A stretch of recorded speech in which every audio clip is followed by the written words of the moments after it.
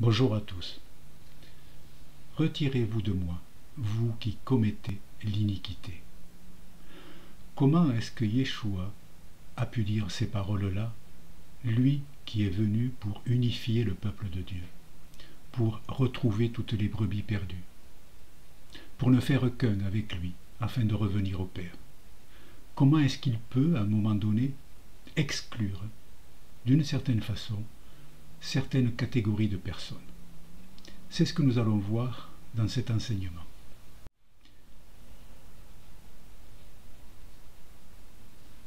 Tout d'abord, le texte de Matthieu 7, que beaucoup connaissent, qui commence au verset 21 jusqu'au verset 29.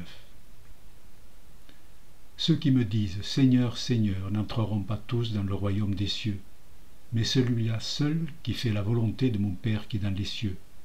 Plusieurs me diront ce jour-là « Seigneur, Seigneur, n'avons-nous pas prophétisé par ton nom? N'avons-nous pas chassé des démons par ton nom? Et n'avons-nous pas fait beaucoup de miracles par ton nom? Alors je leur dirai ouvertement, je ne vous ai jamais connu. Retirez-vous de moi, vous qui commettez l'iniquité. Et ensuite, Yeshua va nous donner un certain nombre de points où il va comparer celui qui construit sa vie sur le roc et celui qui construit sa vie sur le sable. Et nous verrons ce que cela veut dire aussi. Dans ce passage de l'évangile de Matthieu, comme on a déjà vu d'ailleurs pour le fils prodigue, si vous regardez la vidéo du fils prodigue, Éphraïm le fils prodigue, vous verrez que Yeshua s'adresse à tous ceux qui vont se réclamer de son nom, par-delà les siècles. C'est une vision lointaine. C'est l'onction prophétique du Mashiach ben Yosef qui vient chercher ses brebis perdues. Et là, il est à l'œuvre. Pourquoi il nous dit cela? C'est pour nous avertir, pour nous faire comprendre et prendre conscience des dangers des fausses doctrines, pour protéger son troupeau des loups ravisseurs, et pour nous apprendre à garder nos yeux fixés sur lui. Ce verset que nous allons étudier aujourd'hui se situe quasiment à la fin des chapitres 5, 6 et 7, qui sont globalement appelés le sermon sur la montagne et qui sont une succession d'enseignements que Yeshua nous donne. Juste avant le verset qui nous intéresse aujourd'hui, Yeshua a évoqué des points essentiels. Il nous parle de la porte étroite et de la porte large. Il nous parle des faux prophètes, des faux enseignants, des loups déguisés en brebis. Il nous parle de l'arbre, avec les bons fruits ou les mauvais fruits. Et comme toute la parole de Dieu, il résume en ces quelques points ce qui est normalement notre foi, c'est-à-dire que nous avons un choix devant nous, le choix de la vie, le choix de la mort, le chemin qui conduit à la vie ou le chemin qui conduit à la mort. C'est tout cela la parole. Lorsqu'on parle des faux prophètes, gardez-vous des faux prophètes. Dans le dictionnaire Strong, sous le numéro 5578, on parle de pseudo-prophète. Le mot prophète dans Strong est encore un autre mot. Là, ce mot tel qu'il est, cela désigne vraiment des faux prophètes. C'est quelqu'un, alors la définition qu'il donne, c'est quelqu'un qui, se faisant passer pour un prophète divinement inspiré, annonce des choses fausses, les faisant passer pour des prophéties divines. C'est un faux prophète.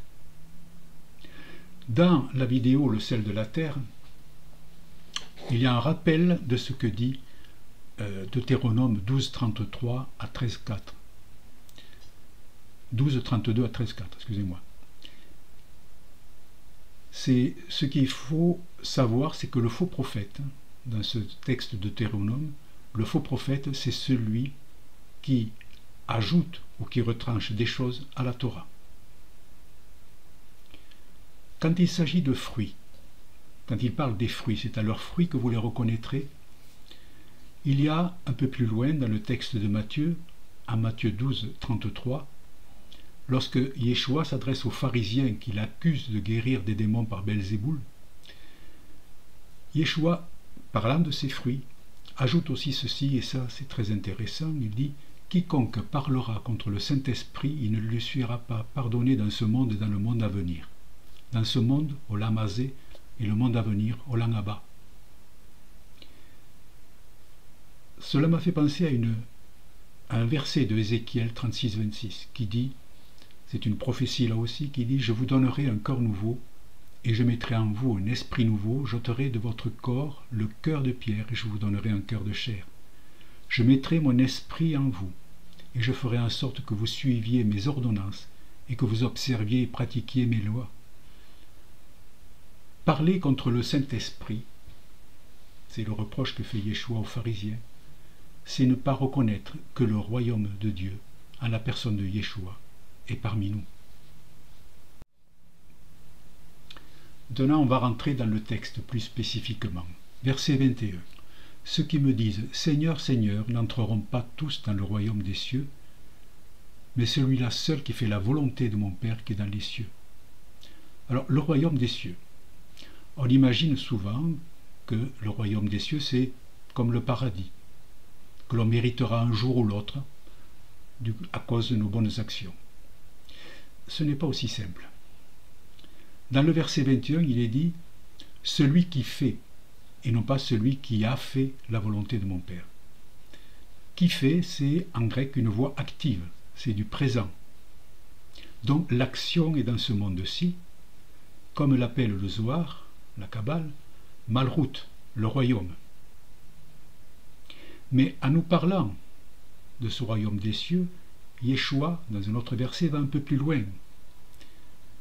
Comme il est dit à Luc 17, 20, 21, les pharisiens demandèrent à Jésus quand viendrait le royaume de Dieu. Il leur répondit, le royaume de Dieu ne vient pas de manière à frapper les regards. On ne dira point, il est ici ou il est là, car voici, le royaume de Dieu est au milieu de vous. Le royaume de Dieu, le royaume des cieux est au milieu de nous. Il est là, devant nous. C'est là ce que nous annonce Yeshua. Il faut comprendre que ce royaume de Dieu, ou ce royaume des cieux, est une copie céleste du royaume d'ici-bas, Malrout.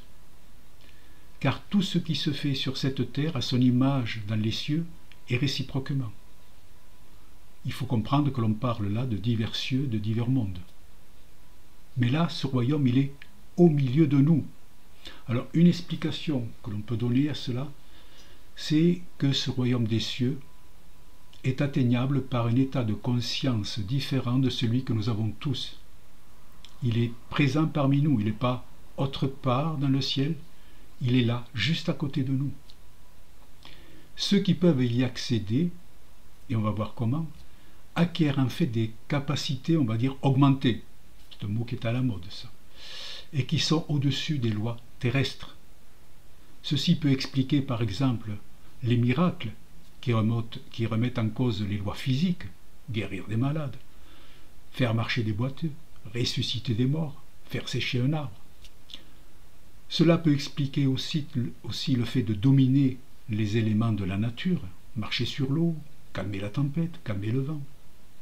Cela permet d'expliquer les visions, comme Étienne, comme Pierre, faire des prophéties. Ou encore, cela permet d'expliquer le fait extraordinaire de se délocaliser d'un lieu vers un autre, comme Philippe le fit après la conversion de l'eunuque. Vous regardez ça dans le livre des Actes. Tout ce qui semble impossible matériellement dans ce monde-ci est possible dans le royaume des cieux. Problème, il faut y entrer, y accéder. Un peu plus loin, il est dit, car pour entrer dans ce royaume des cieux, il faut faire la volonté de mon Père qui est dans les cieux. Volonté. Dans le dictionnaire Strong, numéro 2307, ça se dit téléma en grec. Définition que donne Strong, volonté propre, dessein de Dieu de bénir l'humanité à travers Yeshua, ce que Dieu veut que nous fassions, commandement et précepte. Vous savez, dans les paroles de Yeshua que Yeshua nous donne, parfois, ce qui est très fréquent dans le judaïsme, on donne une parole qui est tirée d'une prophétie ou d'un psaume pour rappeler le contexte du psaume. Par exemple, vous allez comprendre ce que je veux dire, lorsqu'il est dit dans Matthieu 27, 46, lorsque Yeshua va expirer sur la croix, il prononce ces paroles, Eli, Eli, lama sabachthani, qui en fait référence au psaume 22, et quand on lit le psaume 22, on voit que tout cela nous parle du Mashiach. Donc par la prononciation, par l'évocation d'un morceau, d'un psaume, d'un verset, on voit donc le contexte ou le message qu'il a derrière. Donc, lorsque Yeshua dit « il faut faire la volonté de mon Père », cela nous fait penser par exemple au psaume 40, versets 8 et 9, qui nous dit la chose suivante. « Alors je dis, je viens avec le rouleau de livre écrit pour moi. Je veux faire ta volonté, mon Dieu, et ta loi, ta Torah, est au fond de mon cœur. » Et d'ailleurs ce verset, « Voici je viens avec le rouleau du livre écrit pour moi », est évoqué dans Hébreux 10, 7, lorsqu'il parle de Christ en disant la même chose. « Alors j'ai dit, voici je viens, dans le rouleau du livre, il est question de moi pour faire, ô Dieu, ta volonté. » Donc les apôtres ont déjà compris tout cela. Ils rappellent eux aussi cette parole de Yeshua afin de nous faire prendre conscience que faire la volonté de Dieu, c'est lié avec le fait de faire la Torah. Et en fait, un autre évangéliste, un autre disciple, un autre talmide de Yeshua, qui est Yochanan, Jean, qui a écrit l'évangile le plus sode, le plus secret, va lui aussi insister sur cette volonté du Père qui est liée à la parole.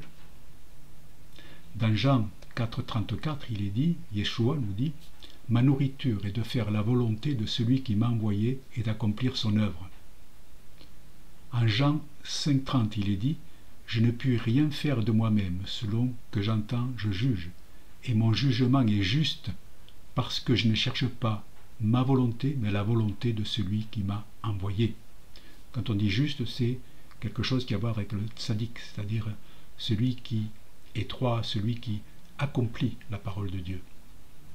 En Jean 6, 38, 40, Yeshua nous dit, « Car je suis descendu du ciel pour faire non ma volonté, mais la volonté de celui qui m'a envoyé. Or, la volonté de celui qui m'a envoyé, c'est que je ne perde rien de tout ce qu'il m'a donné, mais que je le ressuscite au dernier jour. La volonté de mon Père, c'est que quiconque voit le Fils et croit en lui ait la vie éternelle, et je le ressusciterai au dernier jour. » Extraordinaire promesse que nous donne Yeshua. Finalement, tout cela c'est lié quand même à ce que Jean va nous dire en 9,31. Lorsqu'il dit, nous savons que Dieu n'exauce point les pécheurs, mais si quelqu'un l'honore et fait sa volonté, c'est celui-là qui l'exauce. Dieu n'exauce point les pécheurs, et il exauce ceux qui font sa volonté. Alors, qu'est-ce qu'un pécheur? Réponse toujours dans les écrits de Jean, dans la première lettre de Jean, chapitre 3, verset 4, ce verset extraordinaire qui nous dit « Quiconque pêche transgresse la loi, la Torah, et le péché est la transgression de la loi, de la Torah. » Il n'y a pas plus clair comme définition du péché dans les Écritures. En quelques mots, tout est dit. Le reste, j'allais dire, ce n'est que blabla. Vous avez tout là-dedans. Deuxième verset maintenant qui nous intéresse, lorsqu'il est écrit « Plusieurs me diront en ce jour-là, Seigneur, Seigneur, n'avons-nous pas prophétisé par ton nom? N'avons-nous pas chassé des démons par ton nom? Et n'avons-nous pas fait beaucoup de miracles par ton nom ?» De façon prophétique, Yeshua s'adresse toujours à ceux qui se réclameront de son nom. Donc on est bien dans les temps futurs.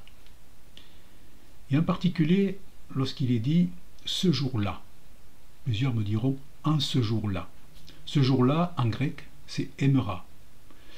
Dans le dictionnaire Strong, sous le numéro 2250, cela veut dire, ce mot « emera » veut dire effectivement « un jour », mais cela veut dire aussi « à la fin des temps ». Lorsque le Mashiach ben David va venir, C'est le cas par exemple dans l'évangile de Marc en 13-17. C'est bien la venue en gloire du Mashiach, le Mashiach ben David. Alors le premier mot de ce verset est extraordinaire. C'est en grec, c'est polus, plusieurs. Strong 41-83. Ce que j'ai dit, c'était l'idée qui m'est venue, c'est la modestie des traducteurs. Polus, effectivement, dans Strong 41-83, c'est ce que j'ai appelé la modestie des traducteurs. Car polus, ça ne veut pas dire plusieurs, ou à peine plusieurs, cela veut dire beaucoup, comme on le voit d'ailleurs dans le même verset, lorsqu'on dit beaucoup de miracles, c'est le même mot, polus. Pourquoi est-ce que les traducteurs ont traduit ça par plusieurs et non pas beaucoup? Mystère. Modestie. Il est important de comprendre que ce beaucoup fait référence justement à la notion du reste qui ne se corrompra pas. C'est important aussi de comprendre dans les Écritures que toujours, c'est un reste qui est sauvé. C'est un reste qui est sorti d'Égypte.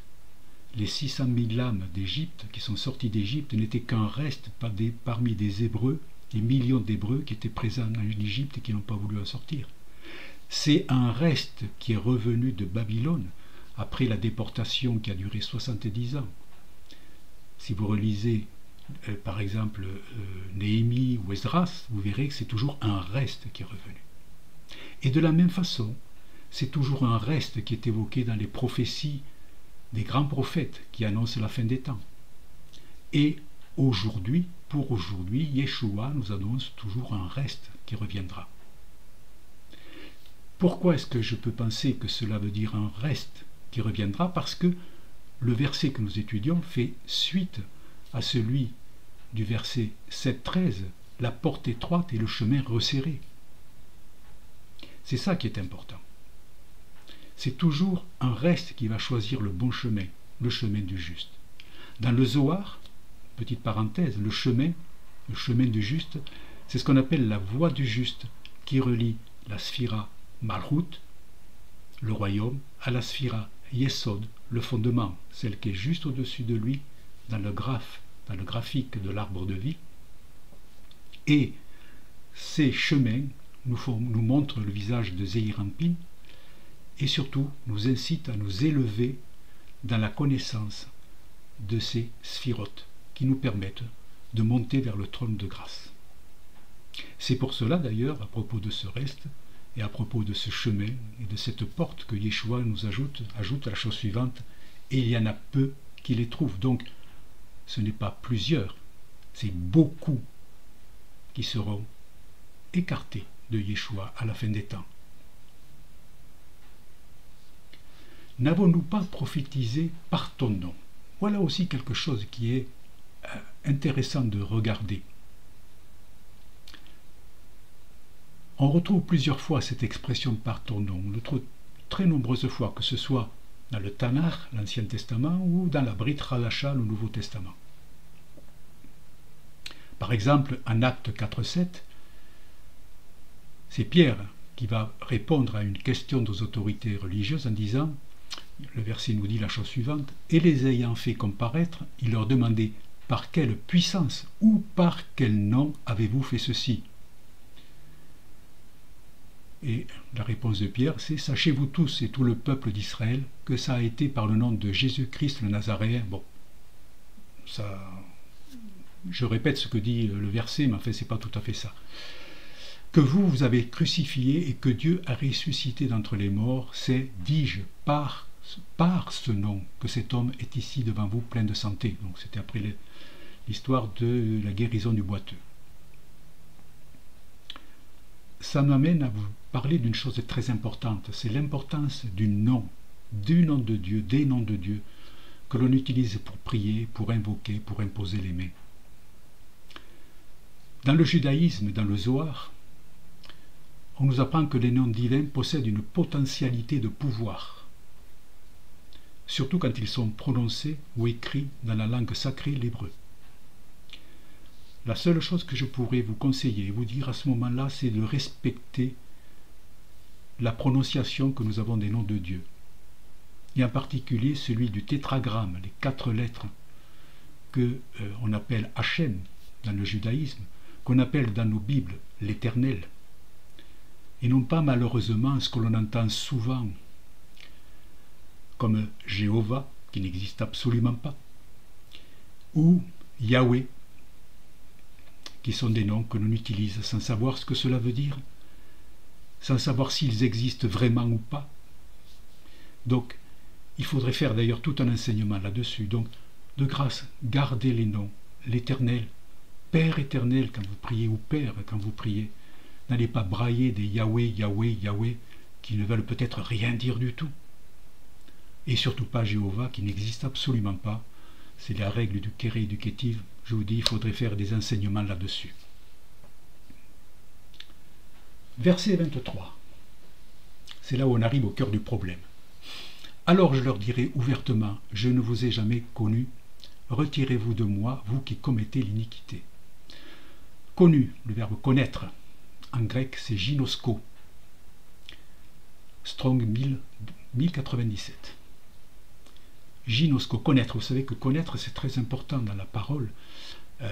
Dans le Tanakh, l'Ancien Testament, connaître l'homme, lorsqu'on dit qu'un homme connaît sa femme, ça veut dire qu'il va avoir une relation la plus intime qui soit avec son épouse, en vue de procréer. Il y a donc un échange entre les deux, et il y a donc une transformation et une création d'une vie. C'est quelque chose de très puissant, le mot connaître. Pour en revenir à cela, pour en revenir à ce qui nous occupe là aujourd'hui, dans la première lettre de Jean, chapitre 2, versets 3 et 4, il est écrit « Si nous gardons ses commandements, par là, nous savons que nous l'avons connu. Celui qui dit « Je l'ai connu » et qui ne garde pas ses commandements est un menteur et la vérité n'est point en lui. » Connaître Yeshua, connaître intimement Yeshua, c'est connaître les commandements de Dieu. La parole s'est faite chair. On ne peut pas parler autrement de cette liaison que l'on peut avoir avec Yeshua, cette intimité que nous avons avec lui, ne peut venir que du fait que nous suivons les commandements qu'il nous a donnés au travers de la Torah. Il est la Torah faite chair. Le mot iniquité, alors là c'est le cœur du problème là. Anomia, un mot que l'on doit se souvenir, que l'on doit garder en tête. Anomia, Strong 458. Qu'est-ce que ça veut dire anomia? Transgression de la Torah.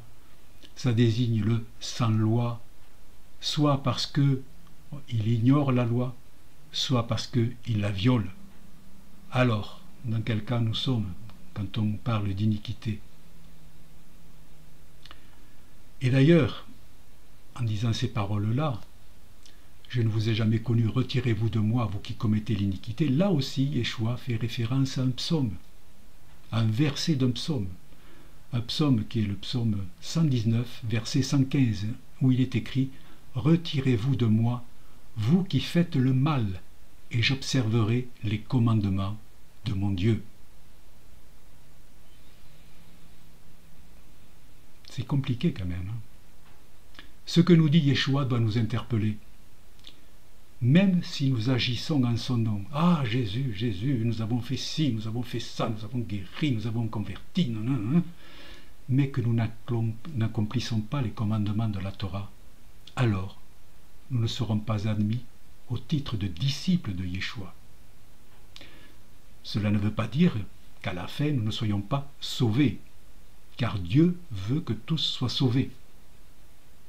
Mais ça sera peut-être un peu plus compliqué. Comme par exemple il est dit en Apocalypse 20 ou encore dans 1 Corinthiens 3. C'est cela l'essentiel. D'un côté, il y a ceux qui seront admis à être sacrificateurs de l'Éternel, à être admis comme disciples de Yeshua. Et de l'autre, il y a ceux qui attendront finalement avant de pouvoir être sauvés. Reprenez Apocalypse 20, c'est très intéressant.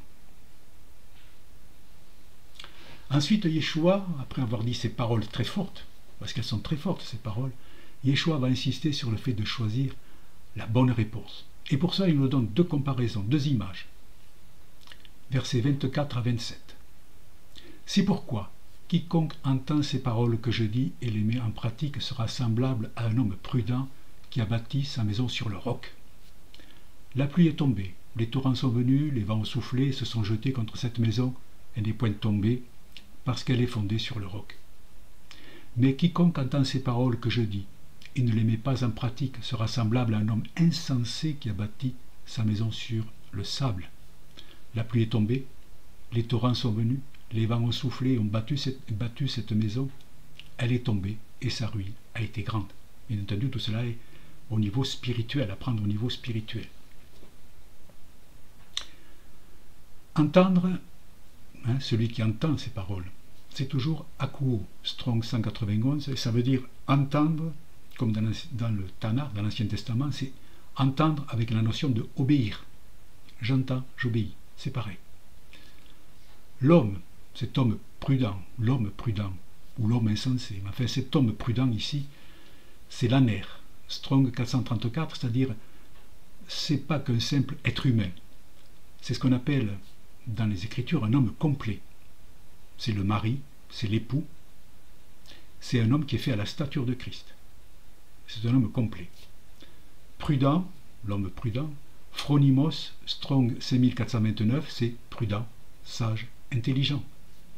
Quant à l'insensé, Strong 3466, moros, c'est carrément l'impie, le sans-Dieu.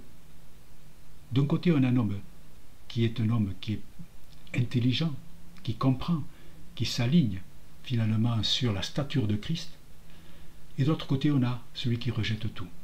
L'un a construit sur le roc, l'autre a construit sur le sable, et la ruine de l'un et la ruine de celui qui a construit sur le sable va être terrible. Bâtir sa maison sur le roc, le rocher, la pierre. Dans les Écritures, le roc, le rocher, la pierre désignent souvent Dieu. En cherchant un petit peu, on trouve deux choses intéressantes.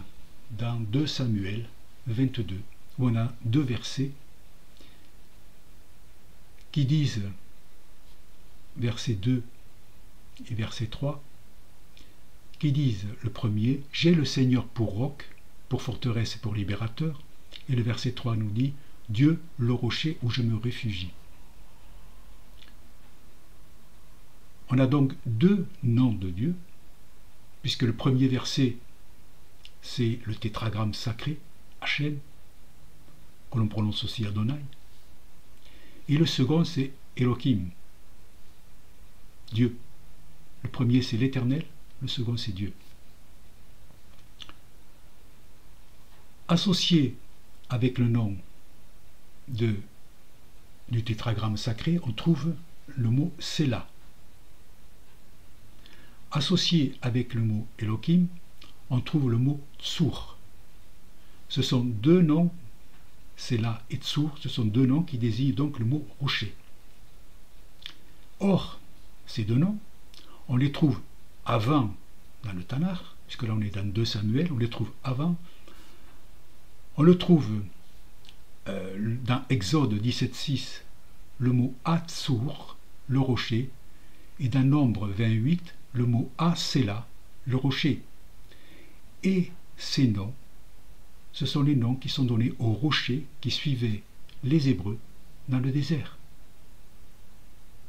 Ce rocher qui suivait les Hébreux porte ces 2 noms qui sont associés au nom de Adonai, Hachem, le tétragramme sacré, ou au nom de Elohim, Dieu. Or, il est dit, à 1 Corinthiens 10.4, en parlant justement de ce rocher qui suivait les Hébreux, car ils buvaient un rocher spirituel qui les suivait, et ce rocher était Christ. Yeshua revêt les 2 noms sacrés. Ce n'est pas un 3e nom. Il veut dire par là, et on veut dire par là, que Yeshua est à la fois le Hachem, le tétragramme, et à la fois le Elohim. Il n'y a qu'un seul Dieu, Adonai Echad. Il n'y en a pas plusieurs. Il faut s'enlever de la tête le fait qu'il y a divers trônes ou divers dieux. Ça, c'est la mythologie grecque, qui a très fortement influencé, malheureusement, l'Église. Non, il n'y a qu'un seul Dieu qui se révèle à nous par divers attributs.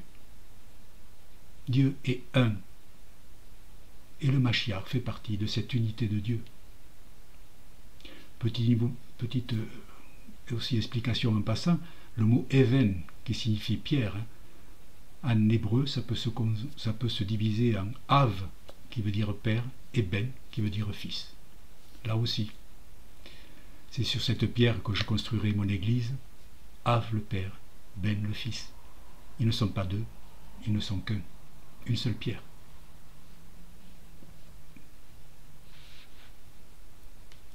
En conclusion, elle est difficile à entendre cette conclusion car elle remet en cause beaucoup de choses. Mais il faut accepter finalement ce que nous dit Yeshua, car comme il est dit, la parole de Dieu est vivante et efficace, plus tranchante qu'une épée quelconque à deux tranchants, pénétrante jusqu'à partager âme et esprit, jointure et moelle. Elle juge les sentiments et les pensées du cœur. La parole de Dieu, elle coupe, elle tranche. Elle fait mal des fois, elle fait mal, mais c'est pour notre bien, notre vie future.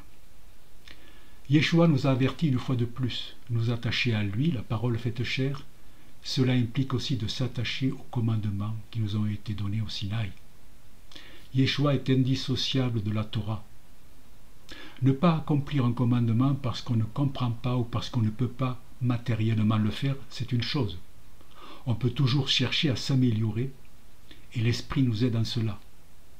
Mais rejeter des commandements au motif que c'est judaïsé, cela a des conséquences très graves dans notre vie spirituelle et nous coupe des bénédictions que Dieu veut nous envoyer, sans compter les conséquences matérielles et physiques pour nous, nos biens et notre santé. Je terminerai en disant cette chose-là. Étudier la Torah, c'est le judaïsme qui nous apprend ça, ce sont nos sages juifs qui nous apprennent ça. Étudier la Torah, c'est accomplir les 613 commandements. Étudier la Torah, c'est accomplir les 613 commandements.